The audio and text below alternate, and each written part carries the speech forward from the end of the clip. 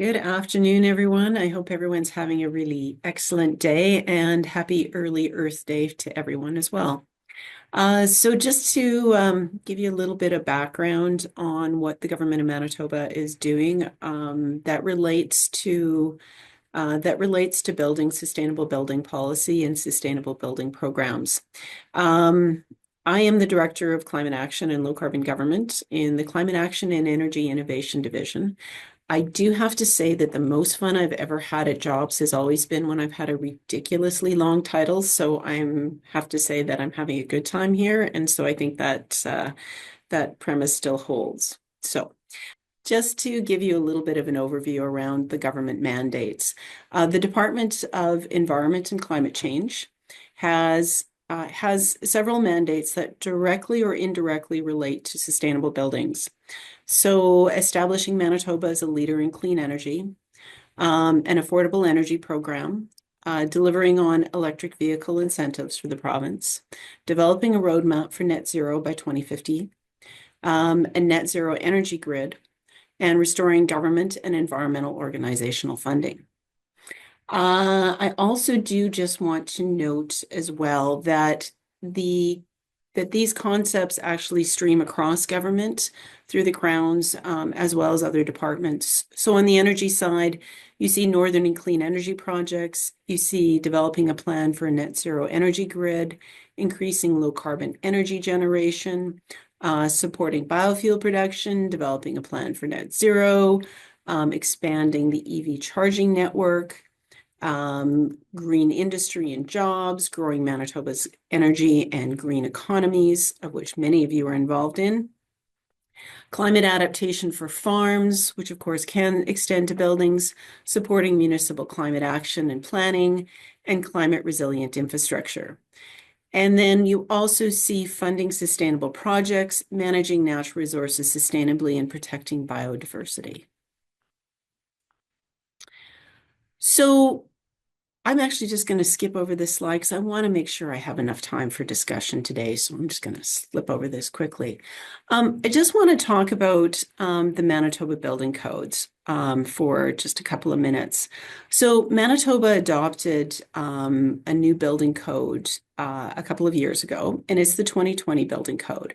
And it's tier 1 for residential, commercial, and energy code. I do just want to note for you that, well, we know that code is not as aggressive as it could be, that there is support in the province for accelerating that code. So Manitoba is in the process or just starting a process to develop a roadmap to advance the adoption of higher energy efficiency tiers. And Dunsky Energy and Climate Advisors has been contracted to do that. So that's just a recent announcement. And that part of that will be a roadmap. Part of that roadmap will include some outcomes around training and education on codes and the tiers for the trades, inspectors, and professionals. So keep your eye out for those kinds of things. And I do want to acknowledge that Sustainable Building Manitoba, and probably several people, I can't see who's here today, but probably several of you who were here, either your associations or others supported Manitoba developing this roadmap process. We did apply for federal funding for the Codes Acceleration Fund, and that is part of what is supporting this action. Just a little bit here around climate action and low carbon government initiatives. So we do have a 5-year cumulative emissions target. It is 5.6 megatons. So we're sort of partway through this process. So the period runs from 2023 to 2027. And that is somewhat of what is on top of the list here in terms of framing out where we're going and how we're getting there, and some of our priorities. So we have just closed a program, which was the Merit-Based Low Carbon Economy Fund. Approximately $15 million went into incentivizing in a year, which is pretty aggressive.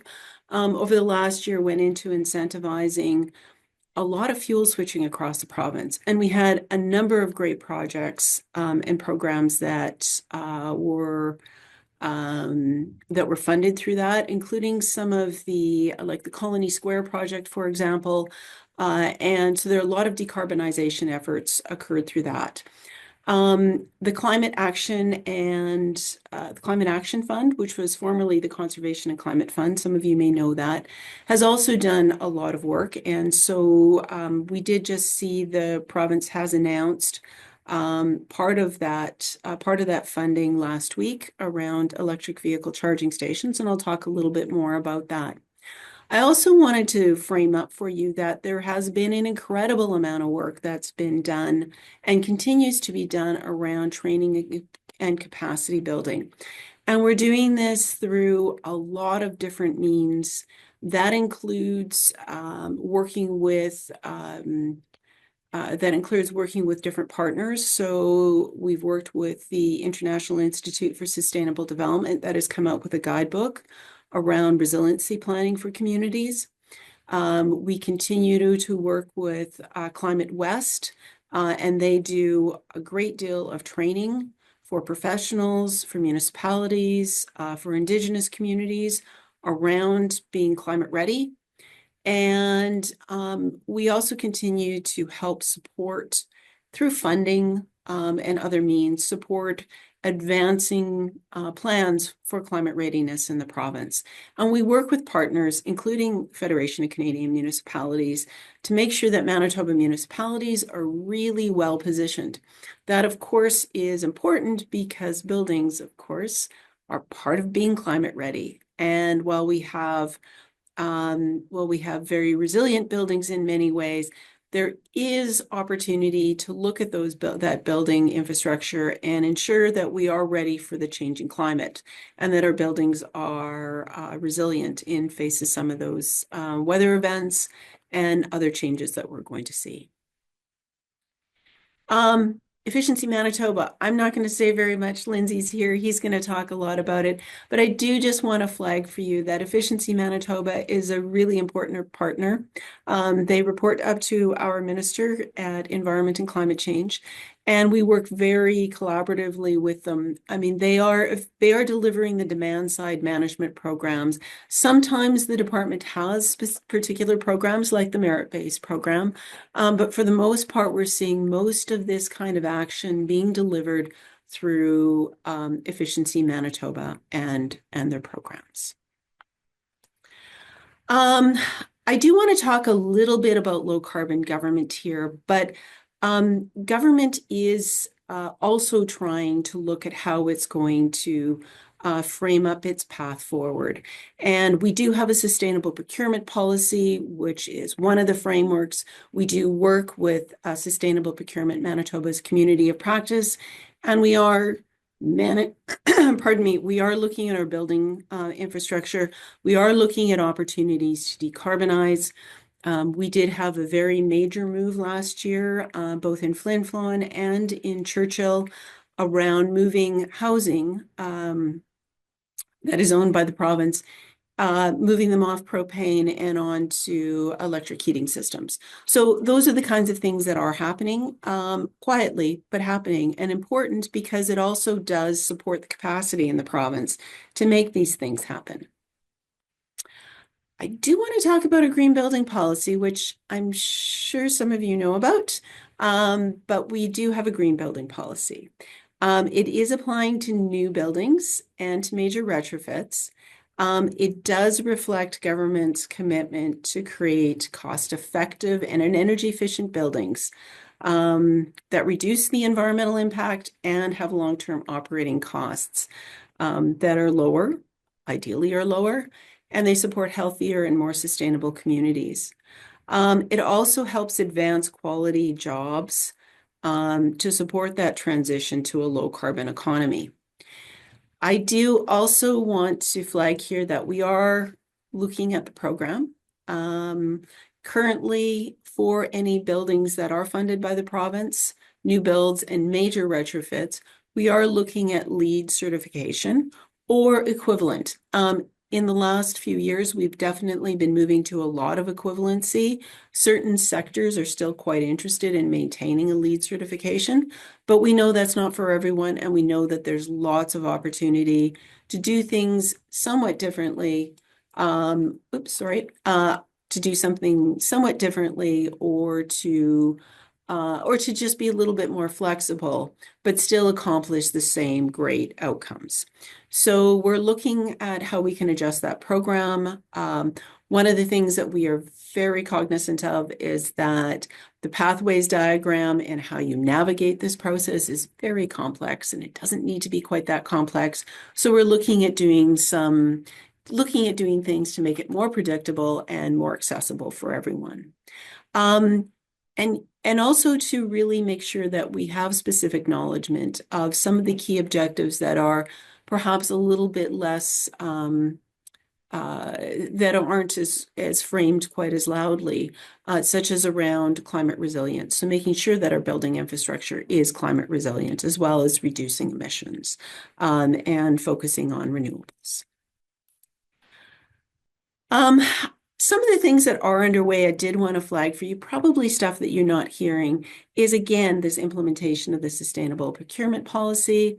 Some of you may have participated in a construction and renovation demolition task force and working group. So these are items that are underway, and there are some recommendations that have come out of that process.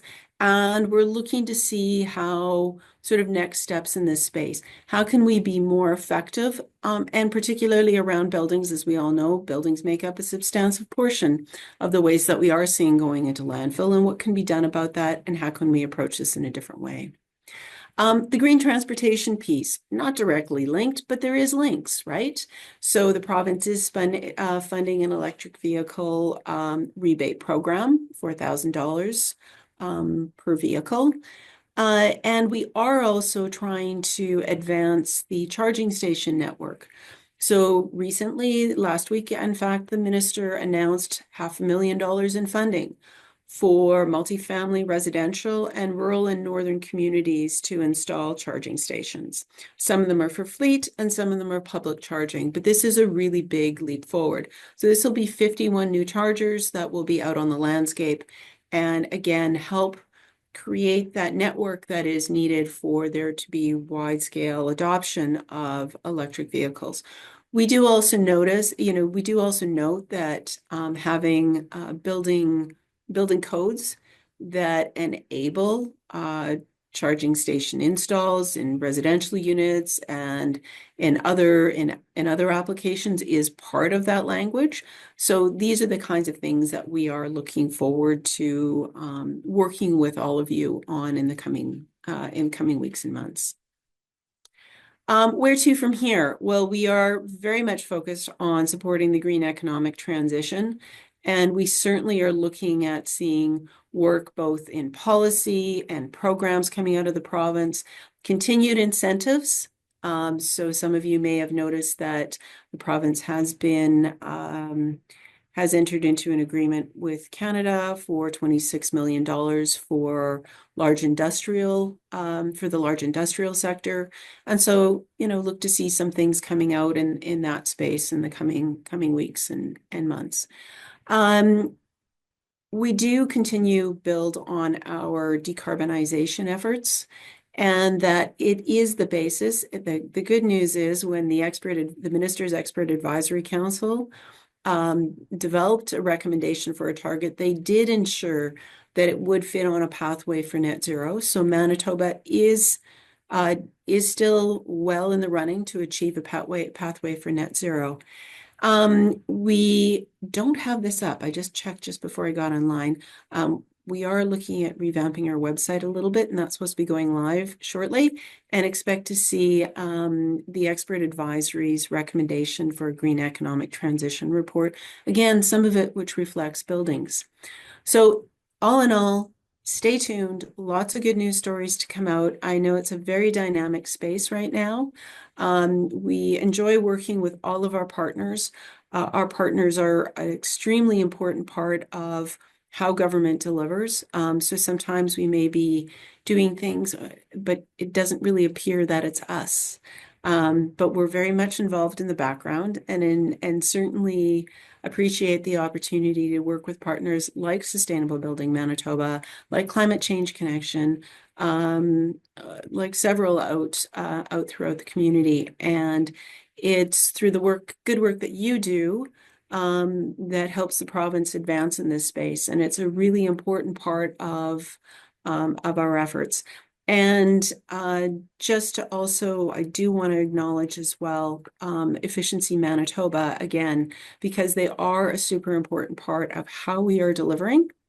And it's really key. So there's good working relationship. We work very closely with Efficiency Manitoba in our particular office, and a lot of what you're seeing in terms of government direction is coming out through the offerings of Efficiency Manitoba. So, thanks very much for having me. It's my pleasure to join the Building Resilience Gathering once again and share with you some perspectives from my position and role at Efficiency Manitoba. So, in case you weren't already aware, Efficiency Manitoba is the newest Crown corporation, and we have a legislative mandate around energy efficiency, aiming to provide a 1.5% reduction in electricity consumption and 0.75% for natural gas through demand-side management programs, like Leanne mentioned. So to start with, I'd like to take a bit of a look at our emissions. So with the 2015 signing of the Paris Agreement, Canada adopted 2005 as the base year from which we measure our greenhouse gas emission reduction target, and announced 20% and 40% reduction targets for 2026 and 2030, respectively. So on this chart, we see Manitoba's emissions breakdown between 2005 and 2023, with the peak emissions occurring in this period at 2018. With several electricity generation and heavy industries having achieved substantial emissions reductions, we still nonetheless see a net increase, primarily due to the transportation sector, along with smaller contributions from waste, light manufacturing, construction, and from buildings. But we can see those 2026 and 2030 targets, if applied equally to Manitoba's emissions from 2025, those are going to provide substantial challenges to these. However, for context, in 2023, Canada's top 5 emitters were Alberta, Ontario, Quebec, Saskatchewan, and BC, which together released 92% of Canada's total GHG emissions, with Manitoba responsible for slightly over 3%. I should also note that when considering our cumulative GHG emissions during the industrial era, so let's consider this between 1850 up to the latest data that I had seen from 2021, Canada ranks about 10th highest worldwide. However, on a per capita basis, we are at or near the top, with 1,751 tons of cumulative emissions per person from this source. For reference, our neighbors to the south are at about 1,515 tons per capita, or about 12% lower.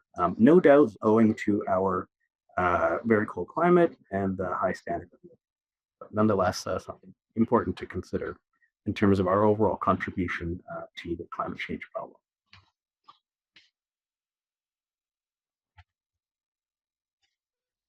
Excellent. Before we get a little further in, I'd like to introduce a few different definitions and terms here, some core concepts for our discussion around energy. So few are generating capacity, what actually is energy, and peak demand, and how these concepts are interrelated. But to do so, I'd like to use this analogy of a bus ridership and transit system. So generating capacity can be thought of as the number of buses available. While they're typically not fully utilized, this number of buses defines the total number of passengers that can be moved at any given time. And in a similar way, the cumulative generating capacity on our electric grid defines the available power. In this example, our bus system can transport a certain number of people in the course of the day. And that is in the same way that the number of generating stations on our grid can provide a certain amount of energy during the course of the day. And then lastly, we can think of peak demand as the highest number of passengers using our transit system at any given time. So let's say this might be during the morning rush hour. which is akin to the highest demand period for electricity, which could be on an extremely cold morning in January or February, as both people and buildings and systems all start to use energy for their daily activities. Now let's take a little closer look at Manitoba's energy landscape. Manitoba Hydro supplies both electricity and natural gas, with the majority of our electricity coming from northern hydroelectric generating stations, while smaller portions are purchased from local wind farms or imported from interconnected grids with the neighboring provinces as well as northern United States. A very small portion is also generated from natural gas thermal plants to cover the peak demand for electricity if needed, which can't be provided by our grid. Considering natural gas, we are importing approximately 2 billion cubic meters, or about 21 or so equivalent terawatt hours of energy per year. I also wanted to mention at this point, Manitoba Hydro is currently in the midst of their 2025 Integrated Resource Plan, which picks up where their 2023 effort left off, and is intended to result in a recommended development plan outlining a sequence of actions they'll be able to take in the near term to help ensure that we're ready for our energy future. A couple of notable learnings from the previous iteration of the IRP from 2023. Firstly is that the energy transition is already underway in Manitoba. We certainly see this in Efficiency Manitoba. Number two is that investments are required in all scenarios. And three, that natural gas is looking to play a role in getting to a low carbon future. Currently, the 2025 IRP is conducting modeling and analysis before launching into the second round of engagement on the preliminary recommendations and the preliminary roadmap.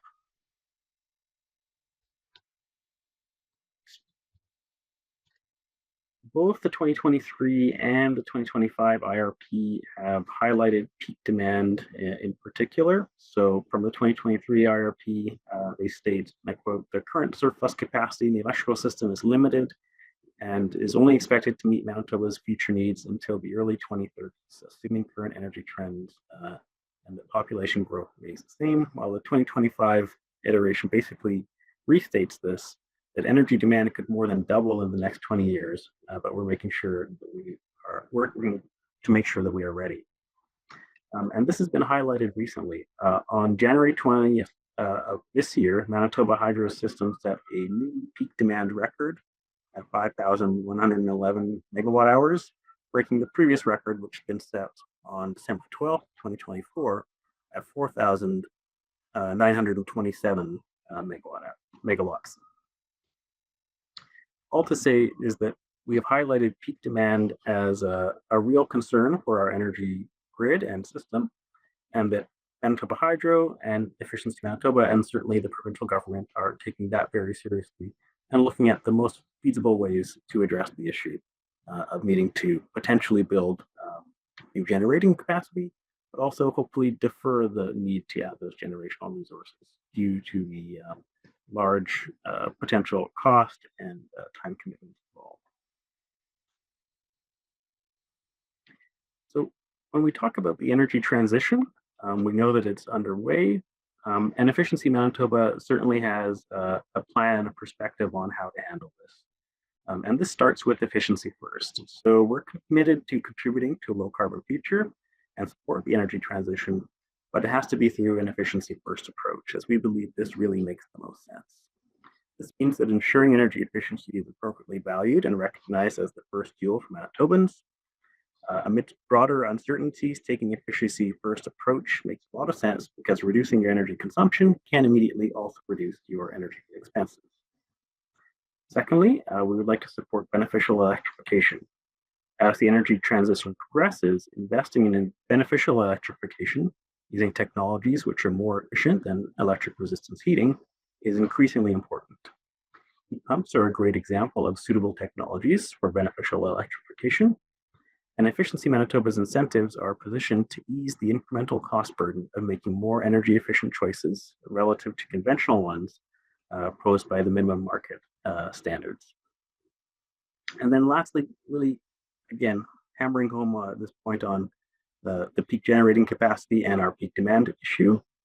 As we shift towards beneficial electrification, reducing the demand on the grid becomes more important than ever. That's why we recognize the value in supporting peak electric capacity and demand savings, such as enclosure focused retrofits, which include measures such as improving insulation and air sealing, which can yield long lasting demand reductions and enable the economical sizing of efficient HVAC solutions, such as ground source heat pumps, which again also provide peak demand savings relative to electric resistance. Efficiency Manitoba and Manitoba Hydro are also in the process of investigating and developing demand response initiatives, which can leverage behavioral changes and innovative technologies such as smart thermostats and smart and connected electric vehicle chargers to strategically shift loads from peak to non-peak times, again, benefiting the grid and ability. To reinforce energy efficiency as the first choice fuel for Manitobans, let's consider this chart from the 2023 Hydro IR, which shows a range of levelized cost of energy for several different technologies in the Manitoba market. Especially note that while energy efficiency measures is shown here in the middle of the chart is already among the 3 lowest cost options, that the actual levelized cost achieved by Efficiency Manitoba's blended portfolio, which includes portions of heat pumps and solar, was at $22 per megawatt hour, outperforming all of the other options. And apologies, I had included a dotted line here to show that threshold, but rest assured it is lower than everything else here. Energy efficiency measures also provide employment and economic benefits within Manitoba through our local manufacturing of products like insulation, windows, and doors. Unlike other technologies, although very attractive, such as heat pumps and solar, which are currently manufactured outside of our province. Oh, there's the line. So the graph on the left-hand side illustrates a typical residential energy consumption, and this can kind of give us a sense of where some of the energy efficiency opportunities may lie. When considering a detached single-family home, when we take heating, cooling, and water heating together, these account for nearly 80% of the home's energy use, which points us to the areas of greatest opportunity. When considering the available options, heat pumps offer potentially very attractive solutions, both from an energy efficiency perspective, but also from an energy cost perspective relative to electric resistance heating.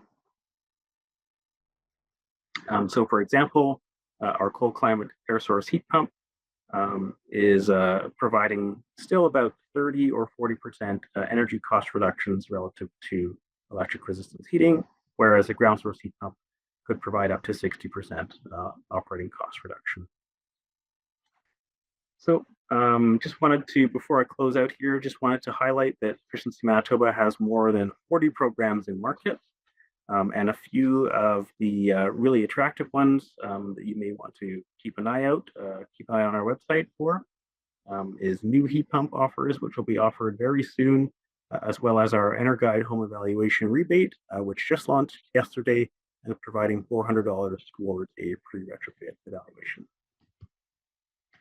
Okay, and with that, I think we could move to questions. Okay, so we have a first question is going to come to us from Mike. What is the province doing to implement nature-based and low-energy solutions to climate change in built environments? Examples include passive solar heating, so for lower energy, and native ecosystems on rooftop, nature-based. So do either of you want to take that question? Well, maybe I could just provide just a little bit of context. So some of the funding that we have provided out of the department has looked at either pilots or supported implementation projects. So from that angle, we've been doing those kinds of things. Our focus in terms of nature-based solutions has been more on a landscape scale, so supporting riparian area and wetland restoration, and less specifically on this, but certainly all of these things come into the mix through the provincial green building program, which again applies to buildings that are funded by the province. Lindsey, I don't know if you've got anything to add to that. Yeah, I don't think anything particularly. I think Efficiency Manitoba's programs haven't maybe taken a nature-based solution focus as yet. But I would like to mention that we do have our innovation fund available, which is open to supporting innovative ideas which can yield energy savings or demand reductions. So if anyone out there has a nature-based project that they would like to pilot or to increase market awareness at, please don't hesitate to reach out and we can see what support might be available. Great And answer. maybe I should add though, is that the province does have a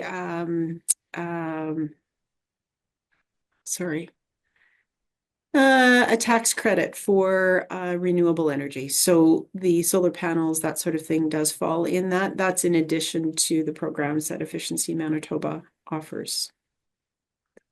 Okay. And- Oh, Oh, sorry, one last no, thing. One last go thing. for it. We do have a small number of oil homes that are on home heating oil in the province.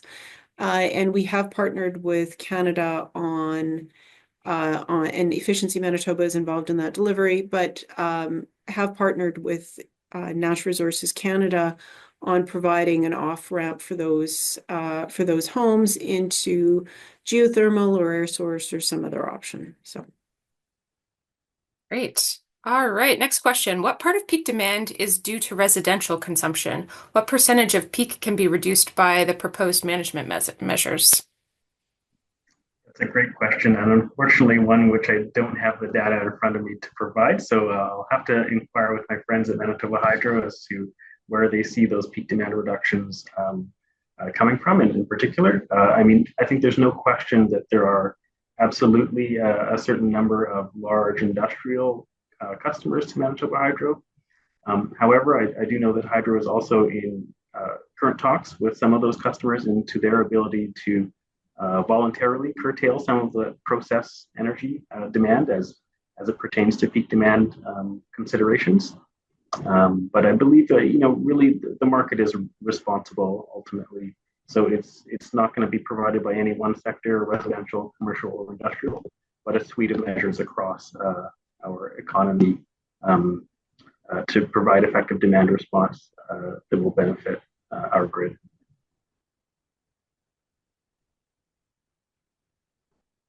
All right.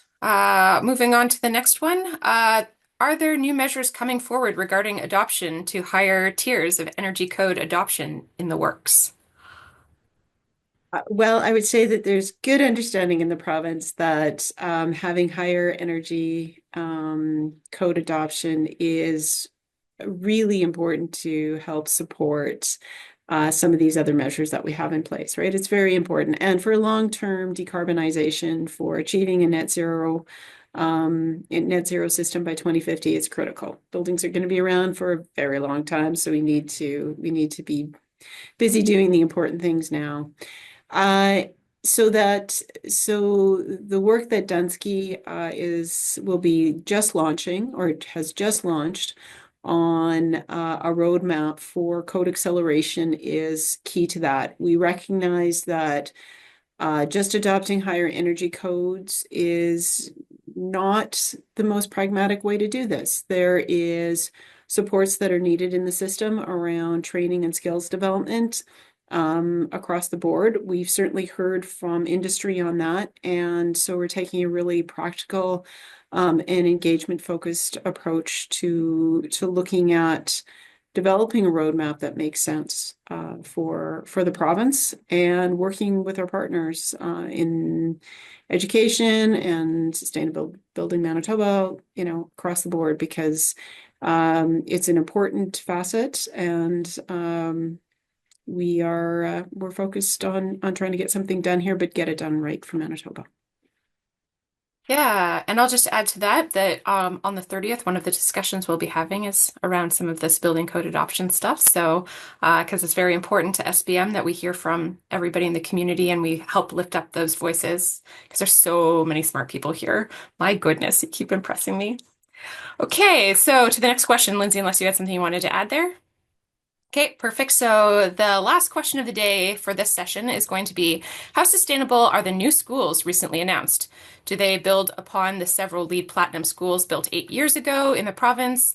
Have life cycle costs been prepared to demonstrate the benefits of deeply sustainable schools and healthy learning outcomes? Sorry, two healthy learning outcomes. Leanne, that might be for you. Yeah, maybe, and maybe Lindsay can give me a little bit of help here because those schools probably came over to Efficiency Manitoba for some supports as well. Um, I don't know what standard each school is going for, although the green building policy will say a minimum of LEED silver. We know many schools achieve higher than that. That is actually a really interesting sector that likes using LEED because it really speaks to their community around the quality of the built environment and how it supports learning. So that's a good example of where any refinements to the Green Building Code, Green Buildings Program, Green Buildings Policy in the province will reflect, continue to reflect, the needs and interests of that sector. So I can't speak specifically to what is happening. I do know that there is some really good work underway because we have provided funding to one of the schools for geothermal. So there is excellent work underway, and so it is something I will follow up on and can get back to you on. Lindsay, I don't know if you've got anything to add with those. Yeah, I would certainly echo. I unfortunately am unfamiliar with the particular schools in question as to whether, where they are falling relative to previously platinum schools in terms of energy efficiency. But I would certainly say that I believe all new construction schools are coming to new buildings program through Efficiency Manitoba, which is our primary program for new commercial buildings and institutional buildings, which provides energy performance-based incentives to help encourage energy efficiency and environmental stewardship and performance through those programs. And we have more recently launched a new iteration of that program aligned with the new building code, which offers escalating tiers of incentives. So as a building demonstrates energy performance to say to tier 2 or to tier 3, the incentive rates also ratchet up to provide an increased financial incentive for those buildings to be built better and to perform better over time. In addition to bonus incentives aligned with building commissioning, so that we are not only ensure that the building design is good, but the building actually operates as intended, as designed, and functions to provide real world energy savings. So yeah,